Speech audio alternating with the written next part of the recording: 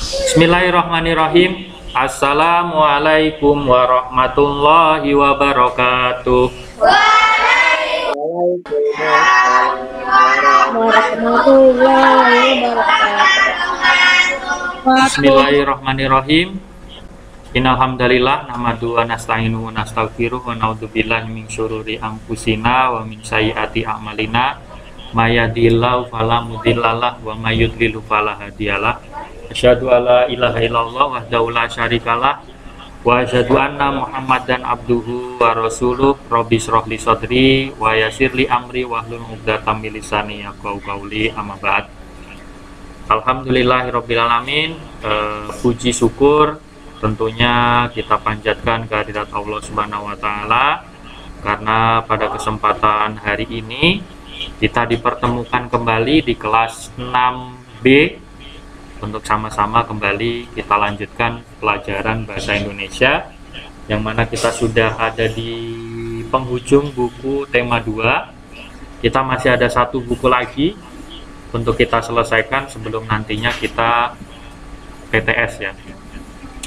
Sholawat juga salam tidak lupa kita sanjungkan kepada junjungan kita Nabi besar Muhammad SAW, juga kepada keluarga, sahabat, serta kita sebagai umatnya. Mudah-mudahan kelak di yaumil kiamah kita bisa mendapatkan syafaatnya. Amin ya robbal alamin.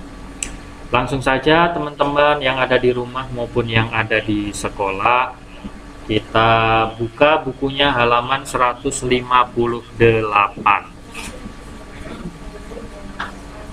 Kita akan coba presentasikan di sini halaman 158. Sumpah Pemuda ini, Sir. Iya. Sumpah Pemuda.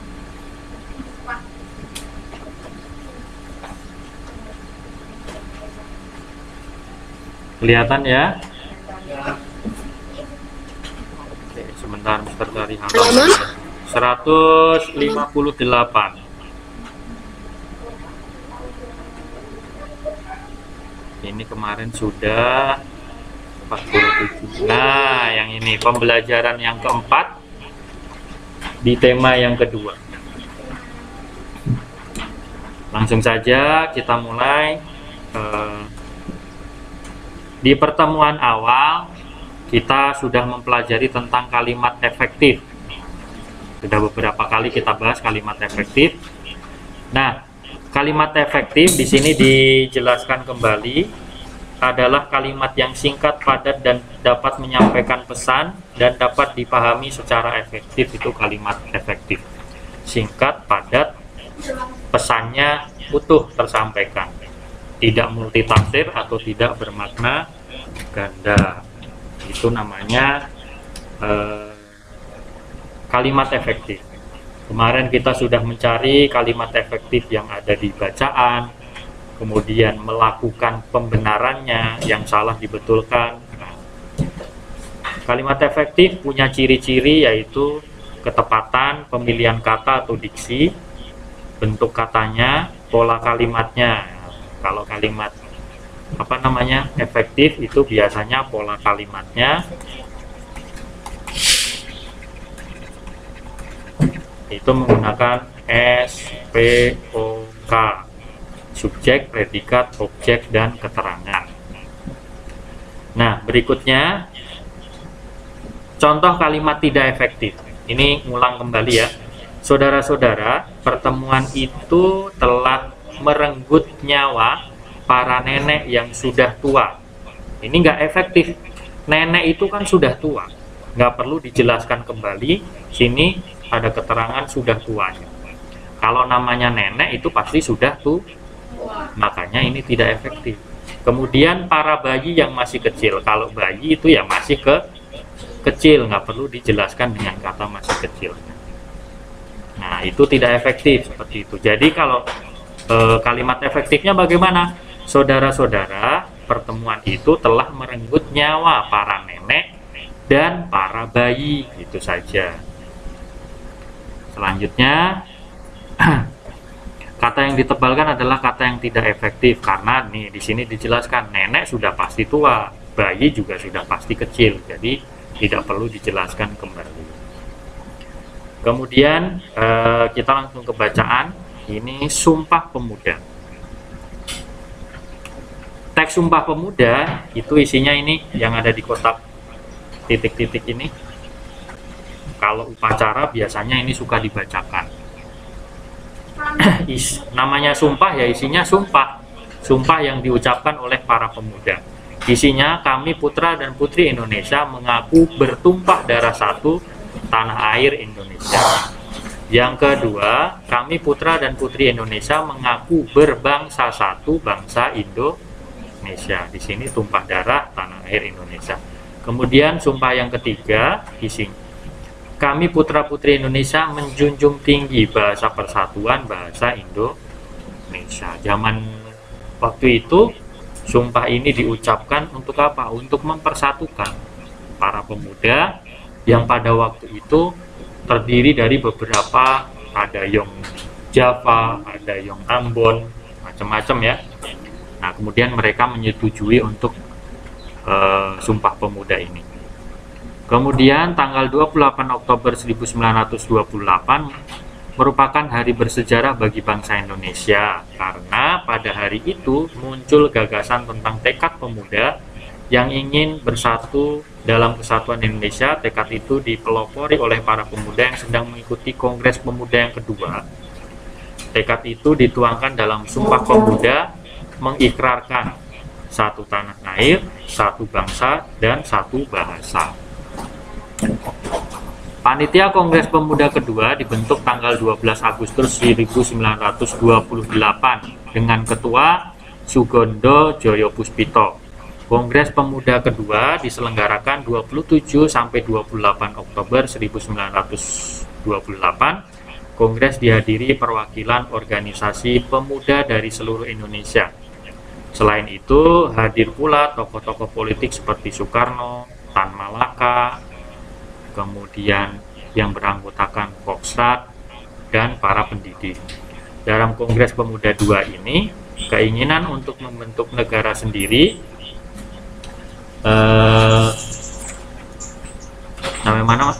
keinginan untuk membentuk negara sendiri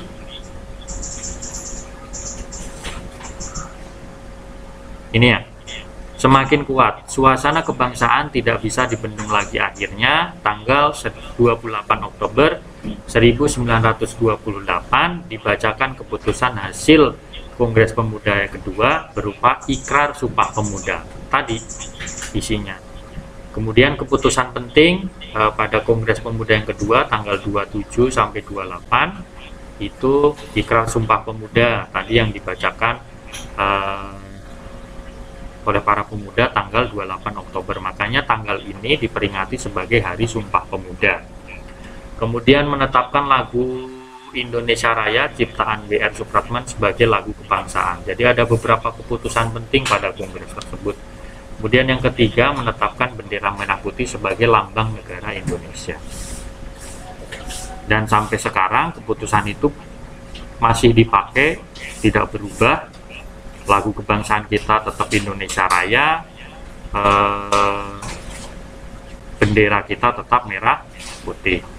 Realisasi dari hasil Kongres Pemuda kedua adalah dengan didirikannya Indonesia Muda tahun 1930. Indonesia Muda berasaskan kebangsaan dan bertujuan Indonesia Raya. Pemerintah Belanda sangat menekankan rapat-rapat yang diselenggarakan para tokoh pemuda. Lagu Indonesia Raya pernah dilarang dan penyebutan Indonesia Merdeka tidak diperbolehkan. Karena setelah kita memproklamasikan kemerdekaan, ternyata Belanda masih belum mau mengakuinya. Makanya ini dilarang. Kemudian para tokoh pemuda menyiasati tekanan ini. Kongres Pemuda ketiga di Yogyakarta tahun 1938, tujuannya kemerdekaan nusa dan bangsa diganti menjadi menjunjung tinggi martabat nusa dan bangsa. Sejak Sumpah Pemuda 28 Oktober 1928, perjuangan bangsa Indonesia semakin tegas. Tujuannya mencapai Indonesia merdeka semakin nyata. Hal ini jelas bertentangan dengan keinginan pemerintah Belanda. Ternyata Belanda masih nggak mau. Karena itu setelah peristiwa Sumpah Pemuda, banyak tokoh organisasi yang ditangkap oleh Belanda. Karena dianggap Kongres Pemuda, pergerakan pemuda ini berpengaruh kepada Belanda, maka banyak yang ditangkap. Akan tetapi ini tidak membuat patah semangat bangsa Indonesia. Mereka terus bahu-membahu berjuang bersama mencapai kemerdekaan. Nah, setelah itu ini kan kita diminta untuk membuat peta pikiran dari bacaan tadi. Nah, ini nanti saja Mister pengennya nanti untuk tugas KI 4 di PTS ya. Jadi kita lewat nggak apa-apa ya. Ini kan udah pernah kita bahas berkali-kali. Intinya kata tanya apa, siapa, di mana, mengapa, kapan, dan bagaimana.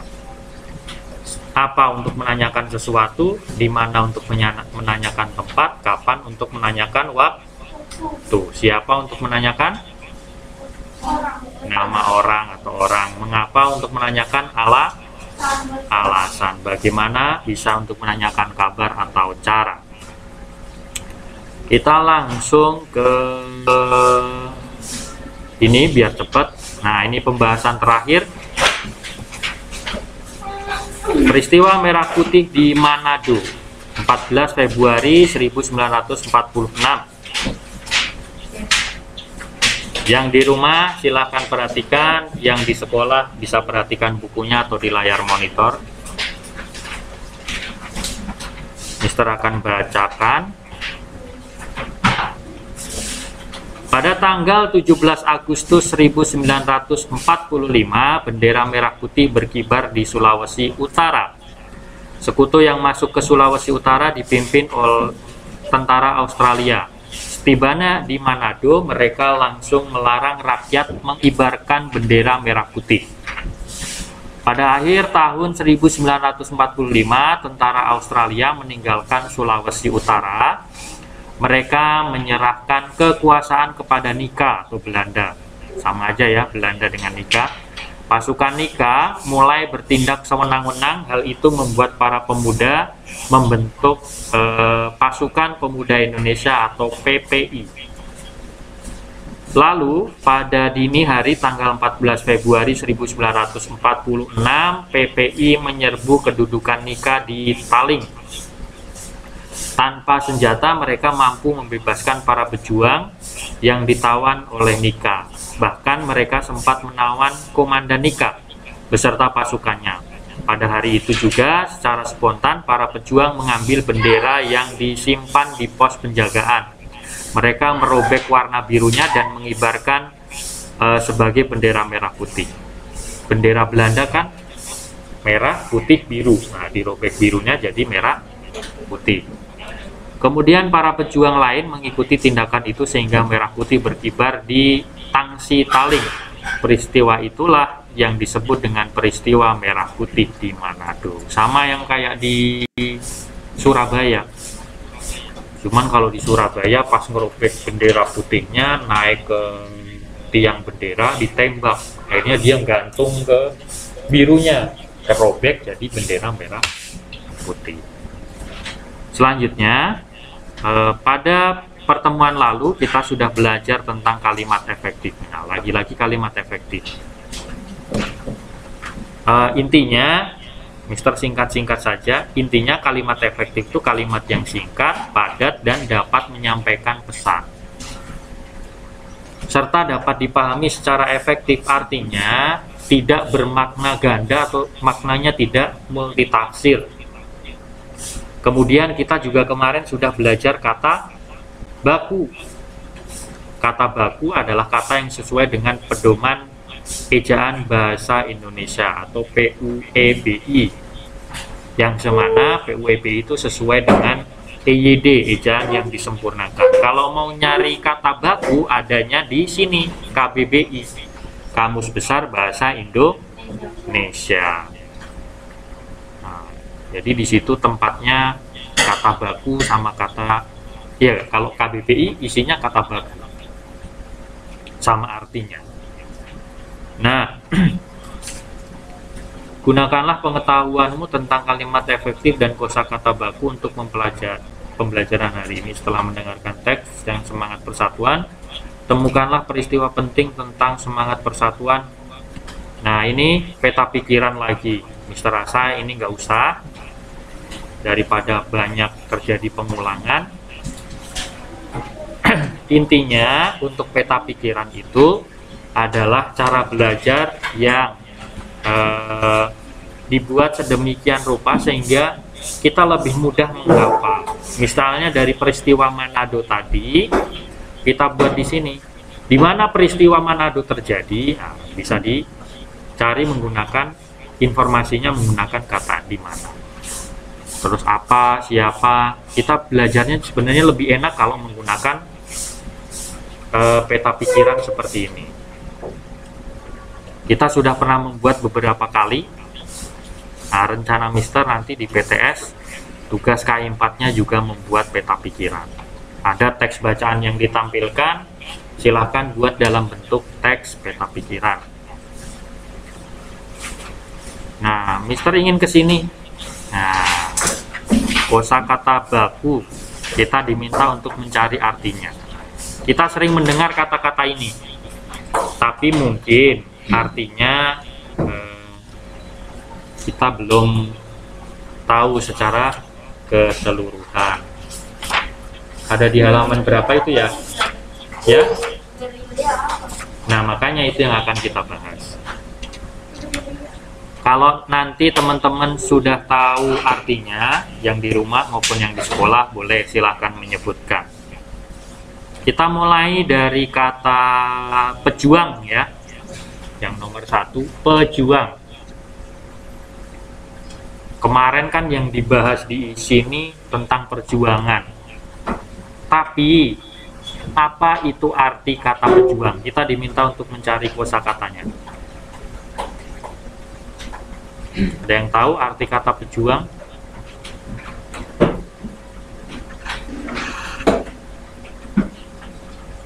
Ada yang tahu? Pejuang. Ada pejuang rupiah, ada pejuang subuh, ada. Sekarang banyak menggunakan kata pejuang di awal. Tapi apakah kita tahu arti kata pejuang? Pahlawan. Hampir.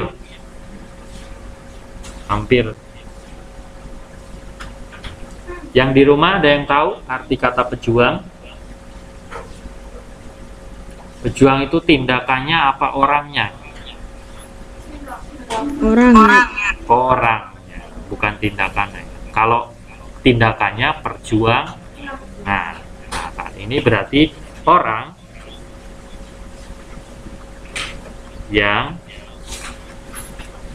yang bagaimana? Gak berani. Betul, pejuang itu berani, orang yang berani. Terus apa lagi? Dia mengorbankan nyawanya, hartanya, waktunya, itu namanya berani dan rela berkorban. Ya, rela berkorban.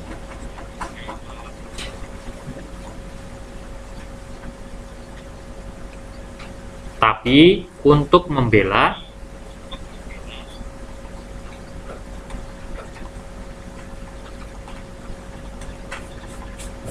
apa? Kebenaran.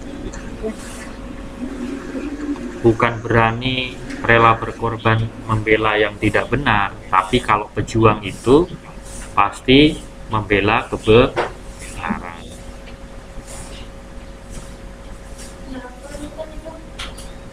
Orang yang berani dan rela berkorban untuk membela kebenaran.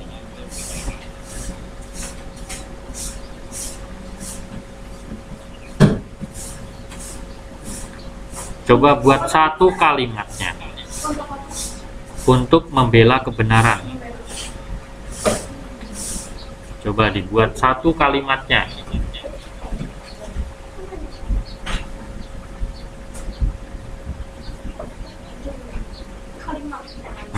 Menggunakan kata pejuang yang di rumah.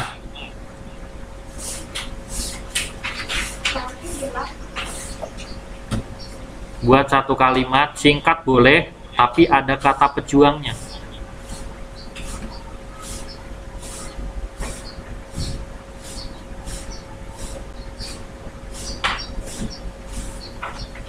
Misalnya apa?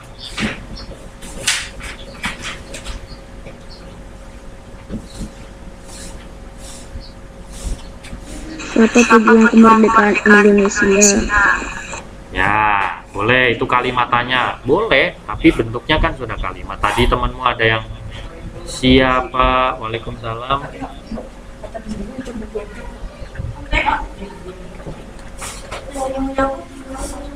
Siapa pejuang apa tadi, Mas? Kemerdekaan Indonesia. Oh ya, kemerdekaan Indonesia. Waalaikumsalam. Boleh, ini kalimatannya nggak apa-apa.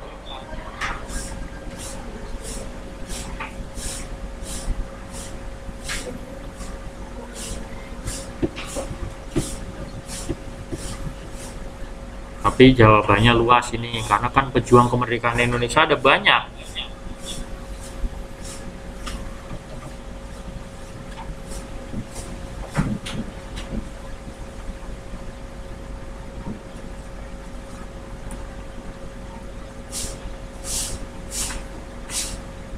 Siapa pejuang kemerdekaan Indonesia? Atau misalnya para pejuang dengan gagah berani melawan atau mengusir Belanda, boleh.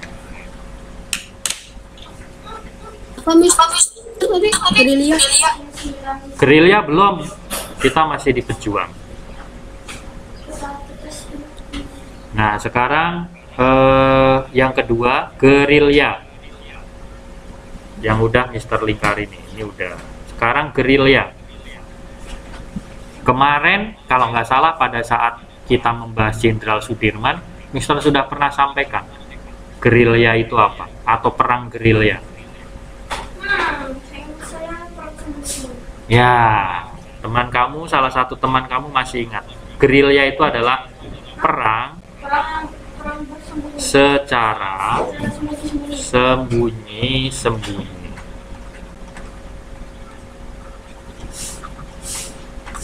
Ini strategi sebenarnya, perang secara sembunyi-sembunyi. Misalnya ada sebuah camp Belanda, nanti diserangnya secara sembunyi dari sebelah utara, sebelah selatan, tapi masuk secara sembunyi-sembunyi. Yang jaga di sini, ya, terus yang jaga di sebelah sana. Nanti kalau sudah, mereka akan kewalahan dengan cara sistem seperti itu daripada langsung diserang. Pertama, kenapa perang gerilya? Karena satu, kita persenjataannya masih tradisional. Ada yang bawa ketapel, ada yang hanya bawa bambu runcing, ada yang hanya bawa panah. Mereka sudah senjatanya sudah AK-47 mungkin, atau apa namanya? Ya. Nah, kalau kita nyerang secara langsung, kita kalah ditembakin. Tapi dengan cara sembunyi-sembunyi, satu dimatiin sebelah sini, nanti ngumpet lagi, lewat Belandanya, tikam dari belakang, itu secara sembunyi-sembunyi. Jadi mereka kewalahannya di situ. Nah, contoh kalimatnya misalnya Jenderal Sudirman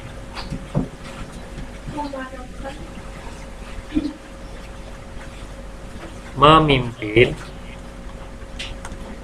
perang gerilya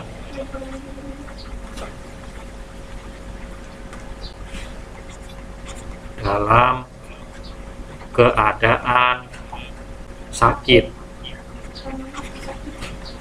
Jenderal apa itu, Mister? Jenderal Sudirman.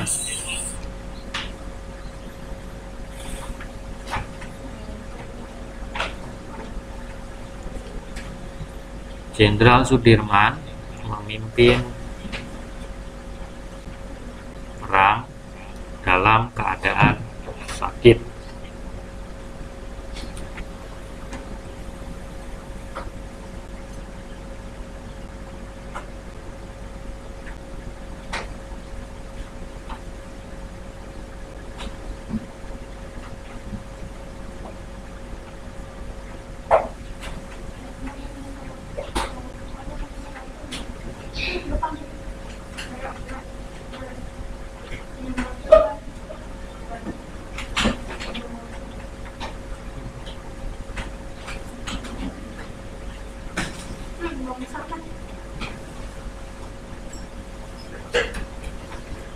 Oke, gerilya sudah ya. Barusan kita nyebut jenderal, ini juga jenderal. Apa itu jenderal? Arti dari kata jenderal. Ada yang orang tuanya anggota TNI? Kakeknya. Pangkatnya apa terakhir? Kalau veteran itu pejuang zaman dahulu. Udah nyampe ke jenderal belum? Belum. Nah, jenderal itu biasanya pangkat di sininya bintang, udah ada bintang. Jadi jenderal adalah pangkat tertinggi.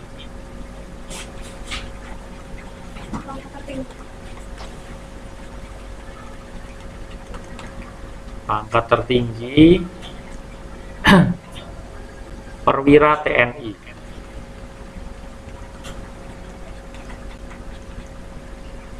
Pangkat tertinggi perwira TNI.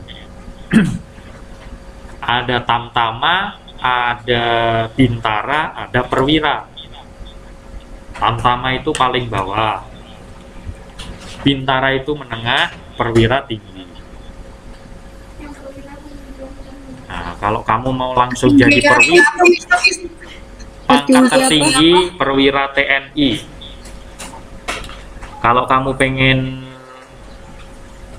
pangkatnya jadi perwira tinggi, kalau nilaimu dari kelas 1 sampai nanti lulus SD nilaimu bagus, terus di SMP nilaimu bagus, SMA nilaimu bagus, kamu bisa masuk akademi militer. Itu salah satu syaratnya, nilainya harus bagus. Kemudian fisiknya bagus, artinya sehat secara jasmani dan rohani. Perwira TNI. Ada yang pengen cita-citanya jadi tentara atau polisi?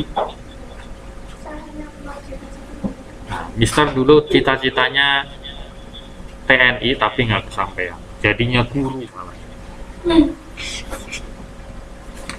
Pernah Mister coba mendaftar masuk polisi 2 kali, tentara itu hampir 4 atau 5 kali, tapi gagal terus. Akhirnya ya sudah, rezekinya mungkin bukan di situ ya. Pas masuk iya sampai pendidikan, tapi kalau udah ditempatkan ya nggak botak.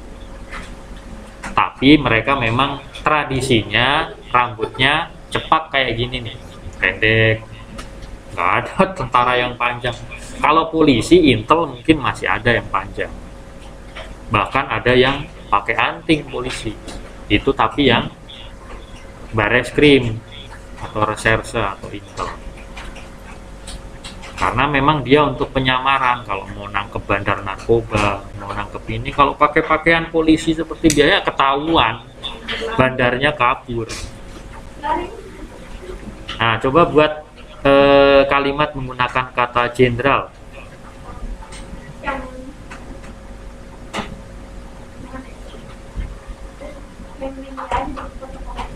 Ini bisa yang atas taruh ke bawah lagi juga. Ya, ada kata jenderalnya. Oh, Mister salah nulisnya ini.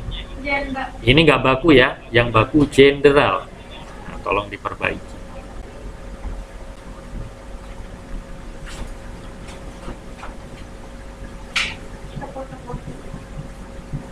Atau misalnya kalimatnya KSAD, Kasat. Saat ini adalah Jenderal Andika Perkasa.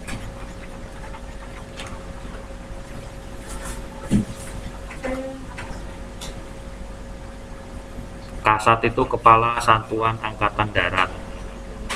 Jadi di TNI ada 3 matra, Angkatan Darat, Angkatan Laut, dan Angkatan Udara.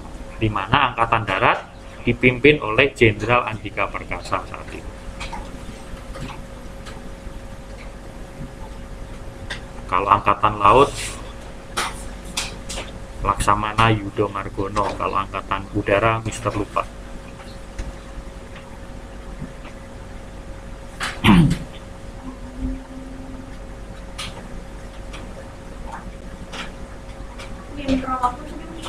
Andika Perkasa.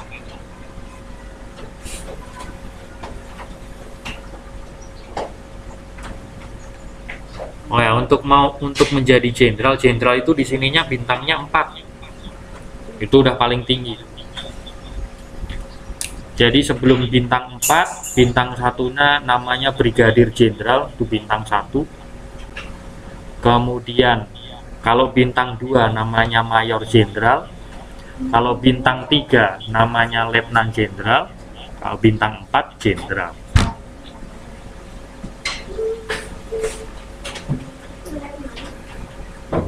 Nah, di bawah Jenderal ada Letnan Jenderal. Di bawah Letnan Jenderal ada Mayor Jenderal.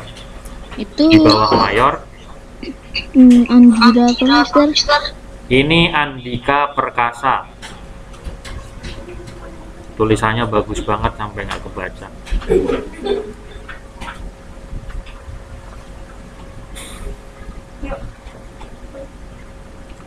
Lanjut, pasukan. Pasukan kalau di bayangan kita, di pikiran kita itu sekelompok orang. Pasukan itu namanya. Tapi arti dari kata pasukan adalah kelompok atau golongan prajurit. Itu pasukan.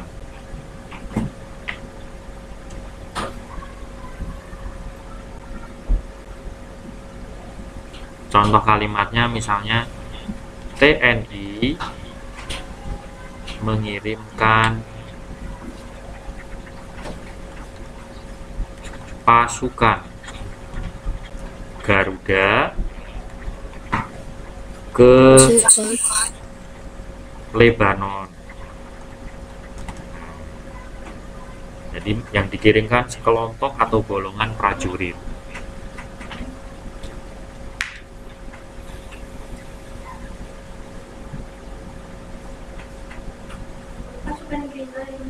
Garuda, Gerindra, Prabowo.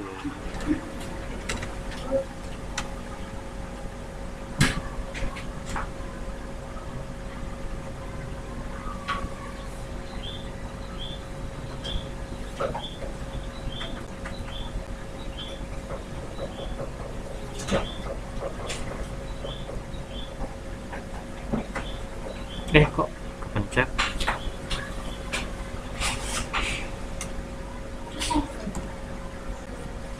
Ayo, 10 menit lagi. Dan ke Lebanon. Lebanon itu negara di, kalau nggak salah, di Timur Tengah sana, negara yang masih konflik. Mas ambil video dari sini ya, 30 menit.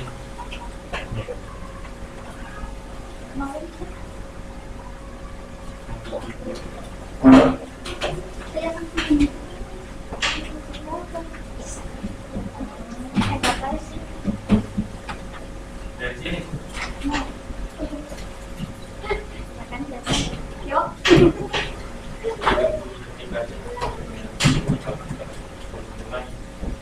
Kena itu, kena semua.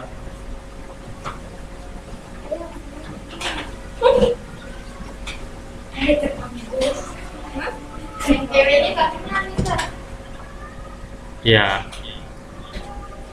sini dikit. Nah, gitu. Oke. Ayo, Mas.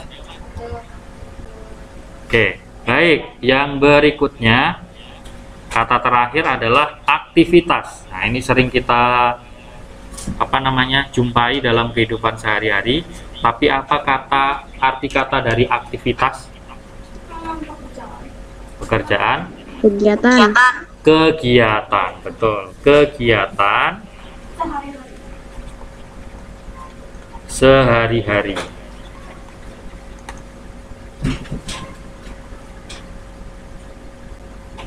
Secara rutin. Ya. Kegiatan sehari-hari secara rutin. Jadi kayak kita belajar, ini aktivitas. Makanya kalau pagi Mister sering bilang, alhamdulillah pada kesempatan pagi hari ini kita bisa memulai aktivitas sebagaimana biasanya. Nah, itu karena aktivitas itu kegiatan sehari-hari.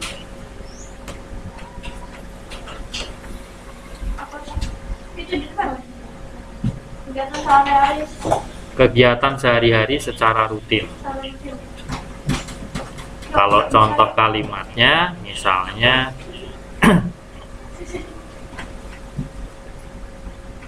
alhamdulillah aktivitas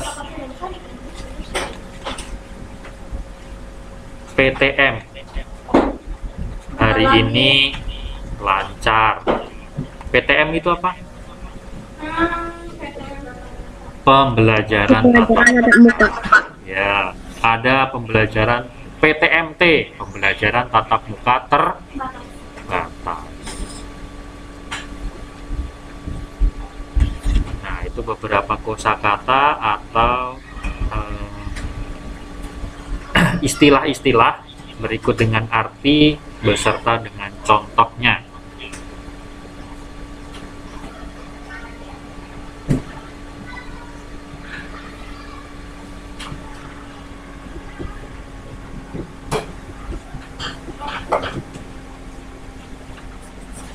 Oke, sudah.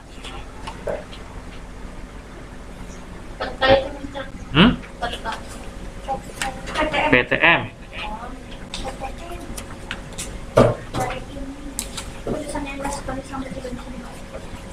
Iya, Mister jarang nulis di itu, jadi nggak kebaca. Untuk tema 2, Mister rasa cukup. Berarti akan ada ulangan sebentar lagi untuk tema yang kedua. Sebagai bagian akhir, silakan buka uji kompetensi halaman 180. Sedikit lagi ya. Mudah-mudahan cukup waktunya. Ya. Nomor. Oh, ini SBDP, Mister. Enggak ke. Ya, udah Mister kembali ke itu aja.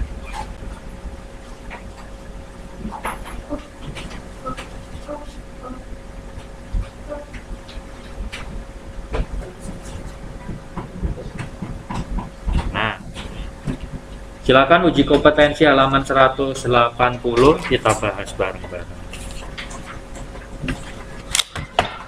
Nomor 1, perbedaan pandangan antara golongan muda dan Soekarno-Hatta membuat para pemuda membawa Soekarno-Hatta pada tanggal 16 Agustus 1945 ke Rengas Dengklok, Karawang, Jawa Barat. Mereka diamankan di sebuah rumah sederhana milik seorang petani. Kalimat tanya yang tepat untuk kalimat bergaris bawah pada paragraf di atas. Maksudnya gini, kalimat tanya yang tepat yang mana untuk jawaban yang digaris bawahi itu. Coba yang mana?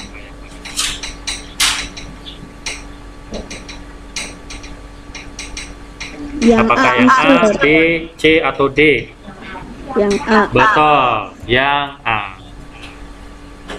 Karena adanya perbedaan pandangan antara golongan muda dengan Soekarno-Hatta, makanya dia dibawa ke Rengas Dengklok. Terus nomor 2. Jenderal Sudirman memulai karirnya sebagai anggota pembela tanah air. Kata baku kalimat yang bergaris bawah di atas. Jenderal harusnya jenderal. Berarti kalau enggak B ya D. Lalu karier. Yang betul jadinya yang mana? Yang D. Next, berikutnya. Ridwan adalah anak dari Pak Nano, seorang pengusaha yang kaya raya. Dia juga anak yang terpandai di kelasnya. Ridwan disukai teman-temannya karena dia tidak membeda-bedakan dalam berteman. Dia memanfaatkan kekayaan orang tuanya untuk membantu teman yang mengalami kesusahan. Orang tua Ridwan sangat setuju dengan niat mulia anaknya. Simpulan cerita yang tepat adalah yang mana? Ridwan adalah seorang anak yang berjiwa mulia. Oke. Sampai nomor 5 aja ya. 4. Para hadirin sekalian, marilah kita panjatkan syukur kehadirat Allah Subhanahu wa taala atas kemerdekaan Indonesia yang dianugerahkan kepada kita semua. Kalimat efektif dari bacaan di atas yang betul bagaimana?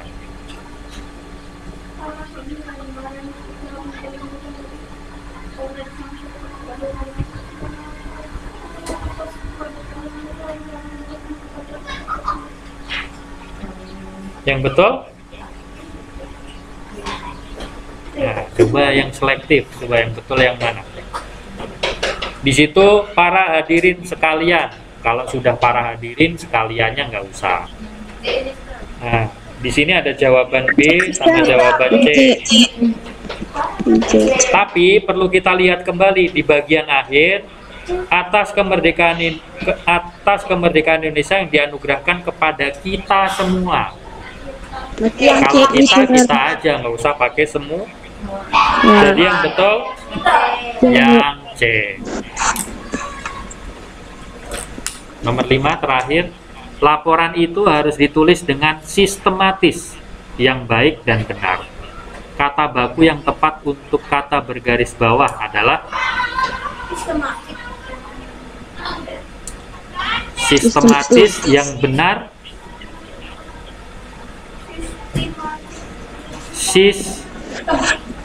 sistematika, yang benar.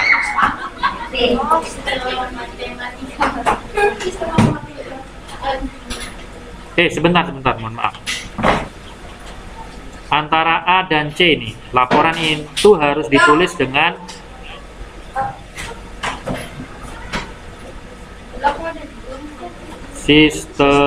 oh ya, yang C. Baik, untuk yang di sekolah boleh dilipat bukunya, dirapikan. Untuk yang di rumah, Mister mau absen dulu sebelum kita tutup. Ahmad Maher ada.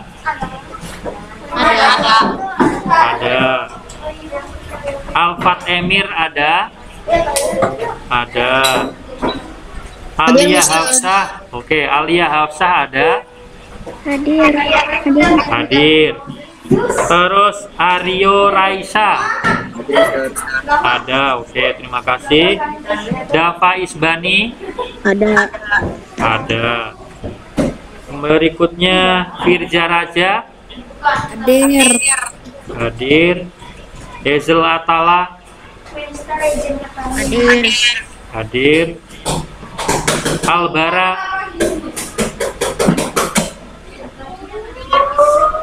Albara nggak ada.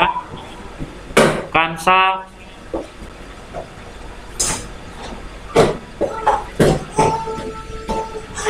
Laura hadir. Mandala Hadir, Mister. Rais Rais lagi sakit. oh sakit. Berikutnya Naira ada. Hadir. Konita Hadir.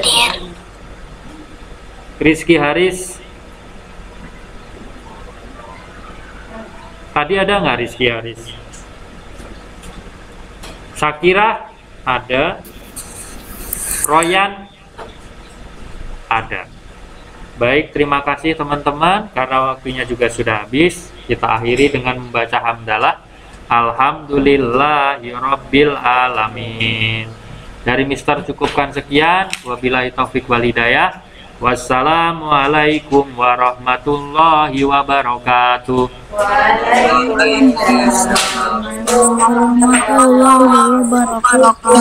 Baik, selamat beristirahat ya teman-teman.